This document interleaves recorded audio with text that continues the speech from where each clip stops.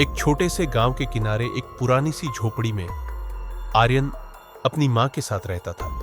उसके पिता का कुछ साल पहले ही निधन हो गया था और तब से वह अक्सर डरावने सपने देखता था। रातों को वह अचानक उठ बैठता, पसीने से भीगा हुआ, दिल धड़कता हुआ। मां उसे प्यार से चिपका लेती। कुछ नहीं बेटा, बस एक सपना था। लेकिन आर्यन को यकीन हो चुका था कि उसके सपनों में कोई रहस्य छुपा है। एक रात जब घड़ी ने 12 बजाए और गांव में सन्नाटा छा गया, आर्यन ने अपनी खिड़की से बाहर देखा। चांद की रोशनी में पेड़ों की छायाएं जमीन पर रेंग रही थी। अचानक उसे एक हल्की सी झंझनाहट सुनाई दी, जैसे कोई जंजीर खींची हो। उसकी आंखें भारी होने लगी और वह अपने बिस्तर पर गिर पड़ा। नींद के गहरे समुद्र में डूबते ही उसने खुद को एक अजीब दुनिया में पाया। गांव के सभी लोग, उसकी मां, दोस्त, यहां तक कि कुत्ते और मुर्गियां भी जमीन पर पड़े गहरी नींद में सो रहे थे। हवा में एक सफेद धुंध थी और हर तरफ खामोशी। आर्यन ने खुद को समेटते हुए गांव की ओर चलना शुरू किया। अचानक उसकी नजर एक चमकते हुए पंख पर पड़ी। वह एक छोटी सी परी थी, जिसके पंख चांदनी की तरह जगमगा रहे थे।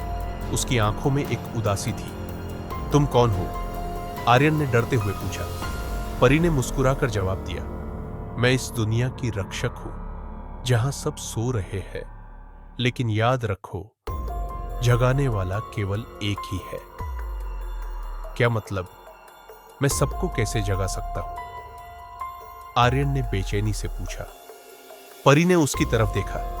तुम्हें खुद ही जवाब ढूंढना होगा। यह कहकर वह हवा में गायब हो गई। आर्यन ने गांव भर में दौड़ लगाई, सोए हुए लोगों को जगाने की कोशिश की। वह उन्हें हिलाने लगा, चिल्लाने लगा, लेकिन कोई नहीं उठा। थक हार कर वह एक पेड़ के नीचे बैठ गया। उसके दिमाग में ख्यालों का तूफान आया। जगाने वाला केवल एक है, मतलब क्या? क्या मैं ही इस नींद का कारण हूं? अचानक उसे अपने हाथ पर एक निशान दिखाई दिया, वही निशान जो उसने अपने सपनों में बार बार देखा था। उसे एहसास हुआ कि यह सब उसका अपना सपना सांत्य है। वह जिस नींद के जाल में फंसा हुआ है, वह उसकी अपनी बनाई हुई दुनिया है। परी की आवाज उसके कानों में गूंजी, तुम खुद ही इस जाल को तोड़ सकते हो। आर्यन ने आंखें बंद कर ली और अपने अंदर की आवाज सुनी, जाग जा। आंख खुलते ही उसने अपनी मां को अपने पास बैठे पाया, जो उसके माथे पर हाथ फेर रही थी।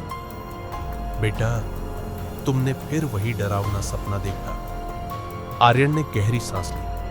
हां मां, लेकिन अब मैं समझ गया हूं, यह सपना नहीं, मेरा अपना डर था जो मुझे नींद में भी परेशान करता था। मां ने उसे गले लगा लिया। अब तुम बहादुर हो गए हो। उस रात के बाद आर्यन के डरावने सपने खत्म हो गए।